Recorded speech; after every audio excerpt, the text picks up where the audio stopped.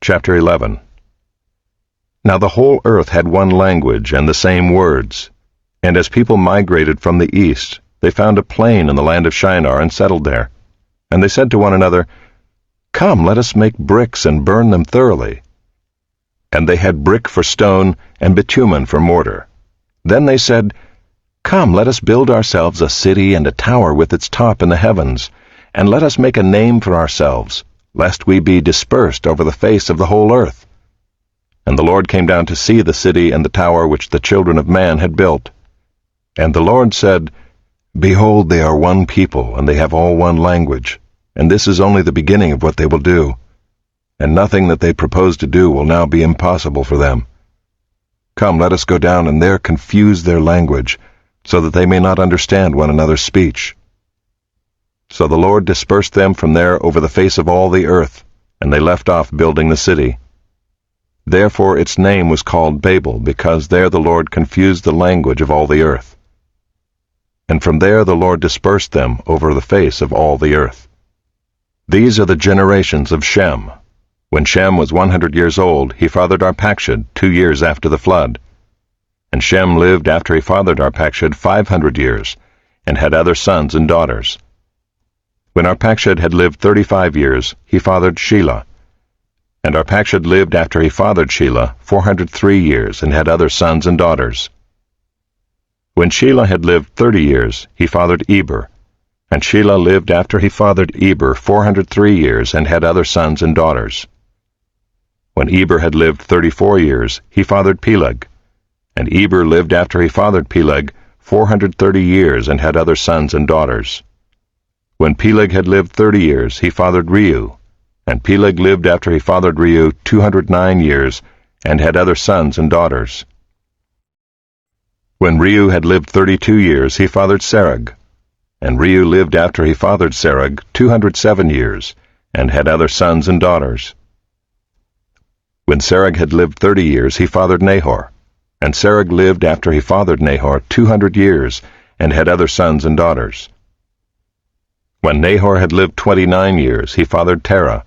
And Nahor lived after he fathered Terah 119 years, and had other sons and daughters. When Terah had lived 70 years, he fathered Abram, Nahor, and Haran.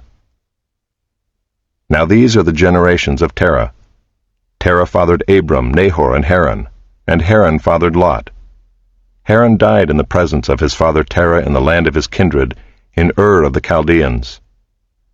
And Abram and Nahor took wives. The name of Abram's wife was Sarai, and the name of Nahor's wife Milcah, the daughter of Haran, the father of Milcah and Iscah. Now Sarai was barren, she had no child. Terah took Abram his son, and Lot the son of Haran his grandson, and Sarai his daughter-in-law, his son Abram's wife, and they went forth together from Ur of the Chaldeans, to go into the land of Canaan. But when they came to Haran, they settled there.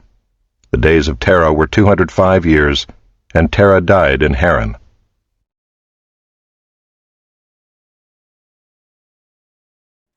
Chapter 12. Now the Lord said to Abram, "Go from your country and your kindred and your father's house to the land that I will show you, and I will make of you a great nation, and I will bless you and make your name great, so that you will be a blessing. I will bless those who bless you, and him who dishonors you I will curse. And in you all the families of the earth shall be blessed." So Abram went as the Lord had told him, and Lot went with him. Abram was 75 years old when he departed from Haran. And Abram took Sarai his wife, and Lot his brother's son, and all their possessions that they had gathered, and the people that they had acquired in Haran, and they set out to go to the land of Canaan. When they came to the land of Canaan, Abram passed through the land to the place at Shechem, to the oak of Moreh. At that time the Canaanites were in the land. Then the Lord appeared to Abram and said, "To your offspring I will give this land." So he built there an altar to the Lord who had appeared to him. From there he moved to the hill country on the east of Bethel, and pitched his tent, with Bethel on the west and Ai on the east. And there he built an altar to the Lord, and called upon the name of the Lord. And Abram journeyed on, still going toward the Negeb. Now there was a famine in the land, so Abram went down to Egypt to sojourn there, for the famine was severe in the land. When he was about to enter Egypt, he said to Sarai his wife, "I know that you are a woman beautiful in appearance, and when the Egyptians see you, they will say, 'This is his wife.' Then they will kill me, but they will let you live. Say you are my sister, that it may go well with me because of you, and that my life may be spared for your sake." When Abram entered Egypt, the Egyptians saw that the woman was very beautiful. And when the princes of Pharaoh saw her, they praised her to Pharaoh. And the woman was taken into Pharaoh's house. And for her sake he dealt well with Abram. And he had sheep, oxen, male donkeys, male servants, female donkeys, and camels. But the Lord afflicted Pharaoh and his house with great plagues because of Sarai, Abram's wife. So Pharaoh called Abram and said, "What is this you have done to me? Why did you not tell me that she was your wife? Why did you say, 'She is my sister,' so that I took her for my wife? Now then, here is your wife, take her and go." And Pharaoh gave men orders concerning him, and they sent him away with his wife and all that he had.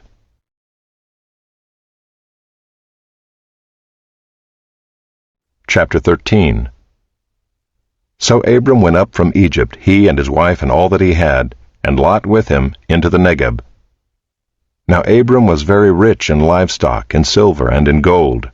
And he journeyed on from the Negeb as far as Bethel, to the place where his tent had been at the beginning, between Bethel and Ai, to the place where he had made an altar at the first. And there Abram called upon the name of the Lord. And Lot, who went with Abram, also had flocks and herds and tents, so that the land could not support both of them dwelling together, for their possessions were so great that they could not dwell together. And there was strife between the herdsmen of Abram's livestock and the herdsmen of Lot's livestock. At that time the Canaanites and the Perizzites were dwelling in the land. Then Abram said to Lot, "Let there be no strife between you and me, and between your herdsmen and my herdsmen, for we are kinsmen. Is not the whole land before you? Separate yourself from me. If you take the left hand, then I will go to the right, or if you take the right hand, then I will go to the left." And Lot lifted up his eyes and saw that the Jordan Valley was well watered everywhere, like the garden of the Lord, like the land of Egypt in the direction of Zoar. This was before the Lord destroyed Sodom and Gomorrah. So Lot chose for himself all the Jordan Valley, and Lot journeyed east. Thus they separated from each other. Abram settled in the land of Canaan, while Lot settled among the cities of the valley, and moved his tent as far as Sodom. Now the men of Sodom were wicked, great sinners against the Lord. The Lord said to Abram, after Lot had separated from him, "Lift up your eyes and look from the place where you are, northward and southward and eastward and westward. For all the land that you see I will give to you and to your offspring forever. I will make your offspring as the dust of the earth, so that if one can count the dust of the earth, your offspring also can be counted. Arise, walk through the length and the breadth of the land, for I will give it to you." So Abram moved his tent and came and settled by the oaks of Mamre, which are at Hebron, and there he built an altar to the Lord.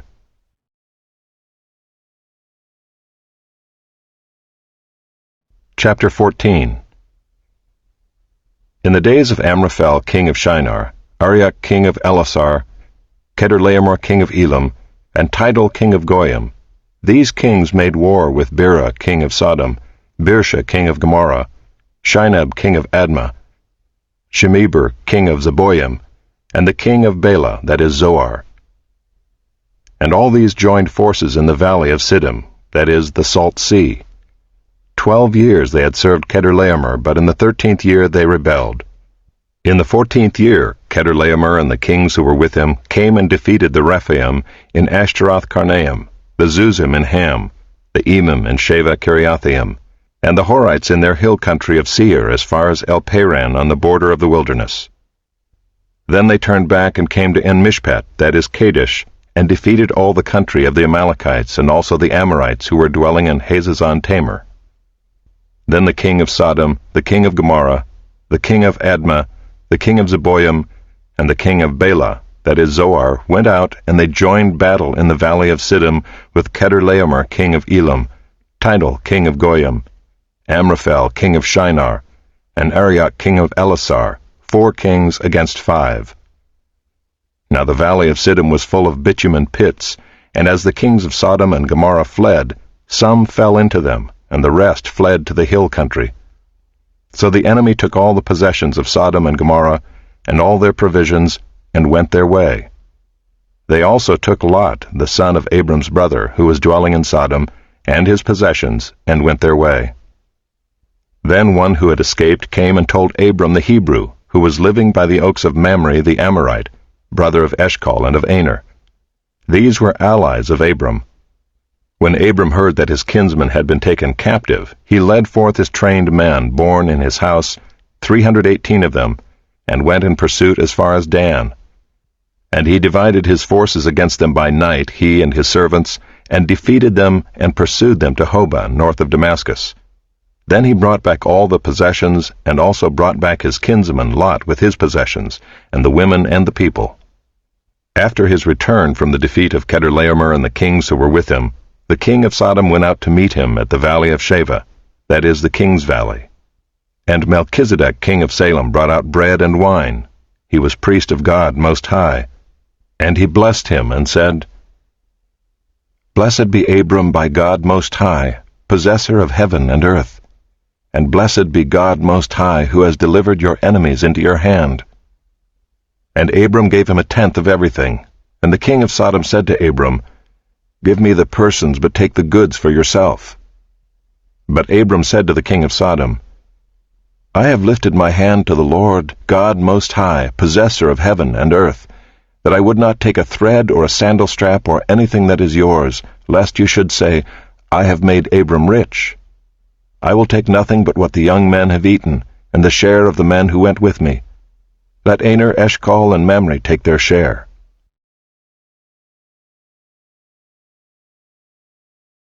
Chapter 15. After these things the word of the Lord came to Abram in a vision. Fear not, Abram. I am your shield. Your reward shall be very great.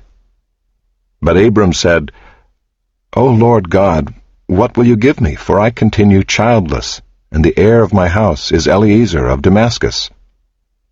And Abram said, Behold, you have given me no offspring, and a member of my household will be my heir. And behold, the word of the Lord came to him, This man shall not be your heir. Your very own son shall be your heir. And he brought him outside and said, Look toward heaven, and number the stars, if you are able to number them. Then he said to him, So shall your offspring be. And he believed the Lord, and he counted it to him as righteousness. And he said to him, I am the Lord who brought you out from Ur of the Chaldeans to give you this land to possess. But he said, O Lord God, how am I to know that I shall possess it? He said to him, Bring me a heifer 3 years old, a female goat 3 years old, a ram 3 years old, a turtle dove, and a young pigeon. And he brought him all these, cut them in half, and laid each half over against the other. But he did not cut the birds in half. And when birds of prey came down on the carcasses, Abram drove them away. As the sun was going down, a deep sleep fell on Abram. And behold, dreadful and great darkness fell upon him. Then the Lord said to Abram, Know for certain that your offspring will be sojourners in a land that is not theirs, and will be servants there, and they will be afflicted for 400 years. But I will bring judgment on the nation that they serve, and afterward they shall come out with great possessions. As for you, you shall go to your fathers in peace. You shall be buried in a good old age. And they shall come back here in the 4th generation, for the iniquity of the Amorites is not yet complete.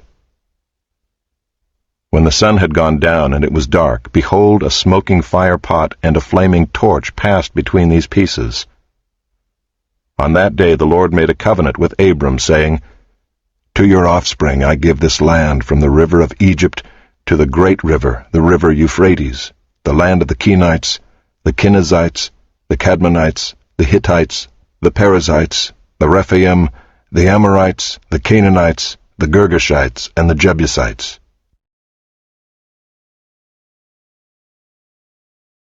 Chapter 16. Now Sarai, Abram's wife, had borne him no children. She had a female Egyptian servant whose name was Hagar. And Sarai said to Abram, Behold now, the Lord has prevented me from bearing children. Go in to my servant. It may be that I shall obtain children by her. And Abram listened to the voice of Sarai.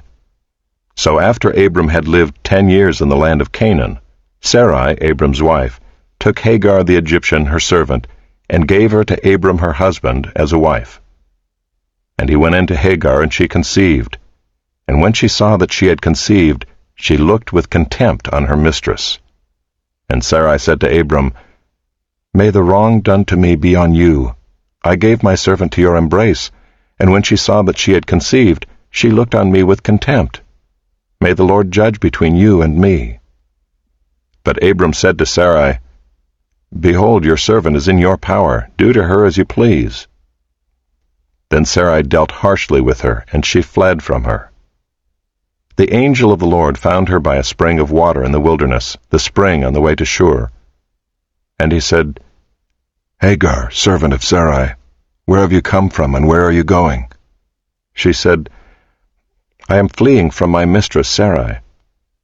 The angel of the Lord said to her, Return to your mistress and submit to her.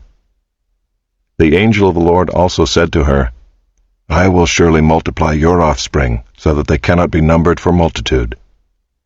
And the angel of the Lord said to her, Behold, you are pregnant, and shall bear a son. You shall call his name Ishmael, because the Lord has listened to your affliction. He shall be a wild donkey of a man, his hand against everyone, and everyone's hand against him, and he shall dwell over against all his kinsmen. So she called the name of the Lord who spoke to her, You are a God of seeing, for she said, Truly here I have seen him who looks after me. Therefore the well was named Bir-Lahai-roi. It lies between Kadesh and Bered. And Hagar bore Abram a son, and Abram called the name of his son, whom Hagar bore, Ishmael. Abram was 86 years old when Hagar bore Ishmael to Abram.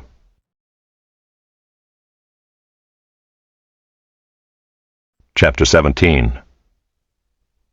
When Abram was 99 years old, the Lord appeared to Abram and said to him, I am God Almighty.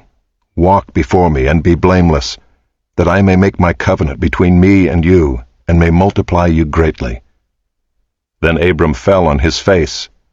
And God said to him, Behold, my covenant is with you, and you shall be the father of a multitude of nations. No longer shall your name be called Abram, but your name shall be Abraham, for I have made you the father of a multitude of nations. I will make you exceedingly fruitful, and I will make you into nations, and kings shall come from you. And I will establish my covenant between me and you and your offspring after you throughout their generations, for an everlasting covenant, to be God to you and to your offspring after you.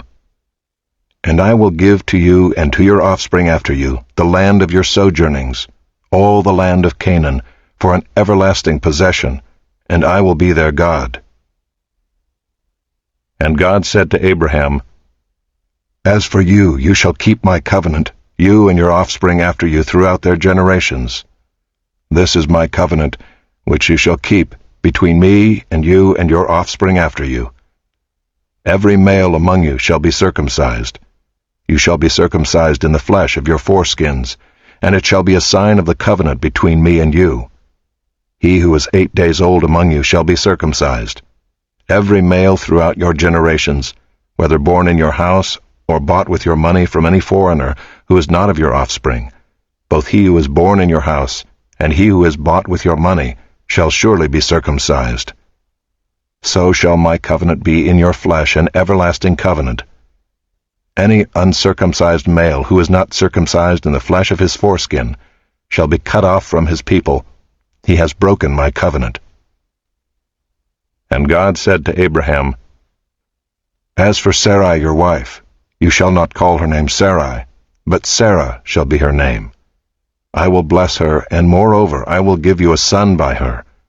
I will bless her, and she shall become nations. Kings of peoples shall come from her. Then Abraham fell on his face and laughed, and said to himself, Shall a child be born to a man who is 100 years old? Shall Sarah, who is 90 years old, bear a child? And Abraham said to God, Oh, that Ishmael might live before you. God said, No, but Sarah your wife shall bear you a son, and you shall call his name Isaac. I will establish my covenant with him as an everlasting covenant for his offspring after him. As for Ishmael, I have heard you. Behold, I have blessed him, and will make him fruitful, and multiply him greatly. He shall father 12 princes, and I will make him into a great nation. But I will establish my covenant with Isaac, whom Sarah shall bear to you at this time next year. When he had finished talking with him, God went up from Abraham. Then Abraham took Ishmael his son, and all those born in his house or bought with his money, every male among the men of Abraham's house, and he circumcised the flesh of their foreskins that very day, as God had said to him. Abraham was 99 years old when he was circumcised in the flesh of his foreskin, and Ishmael his son was 13 years old when he was circumcised in the flesh of his foreskin. That very day Abraham and his son Ishmael were circumcised. And all the men of his house, those born in the house and those bought with money from a foreigner, were circumcised with him. Chapter 18. And the Lord appeared to him by the oaks of Mamre, as he sat at the door of his tent in the heat of the day. He lifted up his eyes and looked, and behold, 3 men were standing in front of him. When he saw them, he ran from the tent door to meet them, and bowed himself to the earth, and said, O Lord, if I have found favor in your sight, do not pass by your servant. Let a little water be brought, and wash your feet, and rest yourselves under the tree, while I bring a morsel of bread, that you may refresh yourselves, and after that you may pass on, since you have come to your servant. So they said, Do as you have said. And Abraham went quickly into the tent to Sarah, and said, Quick, 3 seahs of fine flour, knead it, and make cakes. And Abraham ran to the herd, and took a calf, tender and good, and gave it to a young man, who prepared it quickly. Then he took curds and milk, and the calf that he had prepared, and set it before them. And he stood by them under the tree while they ate. They said to him, Where is Sarah your wife? And he said, She is in the tent. The Lord said, I will surely return to you about this time next year, and Sarah your wife shall have a son. And Sarah was listening at the tent door behind him. Now Abraham and Sarah were old, advanced in years. The way of women had ceased to be with Sarah. So Sarah laughed to herself, saying, After I am worn out, and my Lord is old, shall I have pleasure? The Lord said to Abraham, Why did Sarah laugh and say, Shall I indeed bear a child now that I am old? Is anything too hard for the Lord? At the appointed time I will return to you about this time next year, and Sarah shall have a son. But Sarah denied it, saying, I did not laugh, for she was afraid. He said, No, but you did laugh. Then the men set out from there, and they looked down toward Sodom, and Abraham went with them to set them on their way. The Lord said, Shall I hide from Abraham what I am about to do, seeing that Abraham shall surely become a great and mighty nation, and all the nations of the earth shall be blessed in him? For I have chosen him, that he may command his children and his household after him, to keep the way of the Lord by doing righteousness and justice, so that the Lord may bring to Abraham what he has promised him. Then the Lord said, Because the outcry against Sodom and Gomorrah is great, and their sin is very grave, I will go down to see whether they have done altogether according to the outcry that has come to me, and if not, I will know. So the men turned from there and went toward Sodom, but Abraham still stood before the Lord. Then Abraham drew near and said, Will you indeed sweep away the righteous with the wicked? Suppose there are 50 righteous within the city. Will you then sweep away the place and not spare it for the 50 righteous who are in it?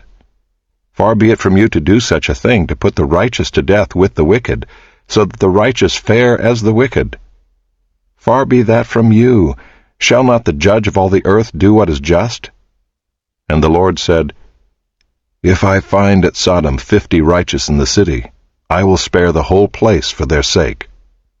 Abraham answered and said, "Behold, I have undertaken to speak to the Lord, I who am but dust and ashes. Suppose 5 of the 50 righteous are lacking. Will you destroy the whole city for lack of 5? And he said, "I will not destroy it if I find 45 there." Again he spoke to him and said, "Suppose 40 are found there." He answered, "For the sake of 40 I will not do it." Then he said, "Oh, let not the Lord be angry, and I will speak. Suppose 30 are found there." He answered, "I will not do it if I find 30 there." He said, "Behold, I have undertaken to speak to the Lord. Suppose 20 are found there." He answered, "For the sake of 20 I will not destroy it." Then he said, "Oh, let not the Lord be angry, and I will speak again, but this once. Suppose 10 are found there." He answered, "For the sake of 10 I will not destroy it." And the Lord went his way when he had finished speaking to Abraham, and Abraham returned to his place.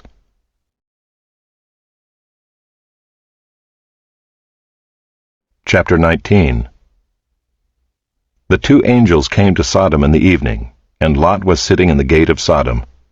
When Lot saw them, he rose to meet them and bowed himself with his face to the earth, and said, "My lords, please turn aside to your servant's house, and spend the night and wash your feet. Then you may rise up early and go on your way." They said, "No, we will spend the night in the town square."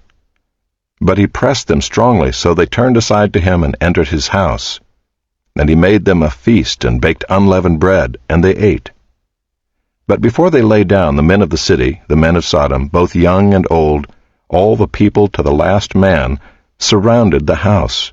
And they called to Lot, "Where are the men who came to you tonight? Bring them out to us, that we may know them." Lot went out to the men at the entrance, shut the door after him, and said, "I beg you, my brothers, do not act so wickedly. Behold, I have 2 daughters who have not known any man. Let me bring them out to you, and do to them as you please. Only do nothing to these men, for they have come under the shelter of my roof." But they said, "Stand back." And they said, "This fellow came to sojourn, and he has become the judge. Now we will deal worse with you than with them." Then they pressed hard against the man Lot, and drew near to break the door down. But the men reached out their hands and brought Lot into the house with them, and shut the door. And they struck with blindness the men who were at the entrance of the house, both small and great, so that they wore themselves out groping for the door. Then the men said to Lot, "Have you anyone else here? Sons-in-law, sons, daughters, or anyone you have in the city, bring them out of the place, for we are about to destroy this place, because the outcry against its people has become great before the Lord, and the Lord has sent us to destroy it." So Lot went out and said to his sons-in-law who were to marry his daughters, "Up, get out of this place, for the Lord is about to destroy the city." But he seemed to his sons-in-law to be jesting. As morning dawned, the angels urged Lot, saying, "Up, take your wife and your 2 daughters who are here, lest you be swept away in the punishment of the city." But he lingered. So the men seized him and his wife and his 2 daughters by the hand, the Lord being merciful to him, and they brought him out and set him outside the city. And as they brought them out, one said, "Escape for your life. Do not look back or stop anywhere in the valley. Escape to the hills, lest you be swept away." And Lot said to them, "Oh no, my lords. Behold, your servant has found favor in your sight, and you have shown me great kindness in saving my life. But I cannot escape to the hills, lest the disaster overtake me and I die. Behold, this city is near enough to flee to, and it is a little one. Let me escape there. Is it not a little one? And my life will be saved." He said to him, "Behold, I grant you this favor also, that I will not overthrow the city of which you have spoken. Escape there quickly, for I can do nothing till you arrive there." Therefore the name of the city was called Zoar. The sun had risen on the earth when Lot came to Zoar. Then the Lord rained on Sodom and Gomorrah sulfur and fire from the Lord out of heaven. And he overthrew those cities and all the valley and all the inhabitants of the cities and what grew on the ground. But Lot's wife behind him looked back, and she became a pillar of salt. And Abraham went early in the morning to the place where he had stood before the Lord, and he looked down toward Sodom and Gomorrah and toward all the land of the valley. And he looked, and behold, the smoke of the land went up like the smoke of a furnace. So it was that when God destroyed the cities of the valley, God remembered Abraham and sent Lot out of the midst of the overthrow when he overthrew the cities in which Lot had lived. Now Lot went up out of Zoar and lived in the hills with his 2 daughters, for he was afraid to live in Zoar. So he lived in a cave with his 2 daughters. And the firstborn said to the younger, Our father is old, and there is not a man on earth to come in to us after the manner of all the earth. Come, let us make our father drink wine, and we will lie with him, that we may preserve offspring from our father. So they made their father drink wine that night. And the firstborn went in and lay with her father. He did not know when she lay down or when she arose. The next day the firstborn said to the younger, Behold, I lay last night with my father. Let us make him drink wine tonight also. Then you go in and lie with him, that we may preserve offspring from our father. So they made their father drink wine that night also. And the younger arose and lay with him, and he did not know when she lay down or when she arose. Thus both the daughters of Lot became pregnant by their father. The firstborn bore a son and called his name Moab. He is the father of the Moabites to this day. The younger also bore a son and called his name Ben-Ammi. He is the father of the Ammonites to this day. Chapter 20. From there Abraham journeyed toward the territory of the Negeb, and lived between Kadesh and Shur. And he sojourned in Gerar. And Abraham said of Sarah his wife, She is my sister. And Abimelech king of Gerar sent and took Sarah. But God came to Abimelech in a dream by night, and said to him, Behold, you are a dead man because of the woman whom you have taken, for she is a man's wife. Now Abimelech had not approached her, so he said, Lord, will you kill an innocent people? Did he not himself say to me, She is my sister? And she herself said, He is my brother. In the integrity of my heart and the innocence of my hands I have done this. Then God said to him in the dream, Yes, I know that you have done this in the integrity of your heart, and it was I who kept you from sinning against me. Therefore I did not let you touch her. Now then, return the man's wife, for he is a prophet, so that he will pray for you, and you shall live. But if you do not return her, know that you shall surely die, you and all who are yours. So Abimelech rose early in the morning and called all his servants and told them all these things. And the men were very much afraid. Then Abimelech called Abraham and said to him, What have you done to us? And how have I sinned against you, that you have brought on me and my kingdom a great sin? You have done to me things that ought not to be done. And Abimelech said to Abraham, What did you see that you did this thing? Abraham said, I did it because I thought, There is no fear of God at all in this place, and they will kill me because of my wife. Besides, she is indeed my sister, the daughter of my father, though not the daughter of my mother, and she became my wife. And when God caused me to wander from my father's house, I said to her, This is the kindness you must do me. At every place to which we come, say of me, He is my brother. Then Abimelech took sheep and oxen, and male servants and female servants, and gave them to Abraham, and returned Sarah his wife to him.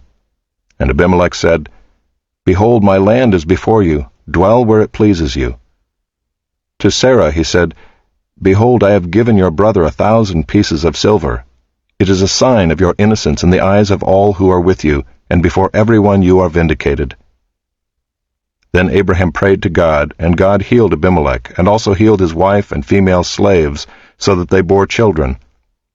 For the Lord had closed all the wombs of the house of Abimelech because of Sarah, Abraham's wife.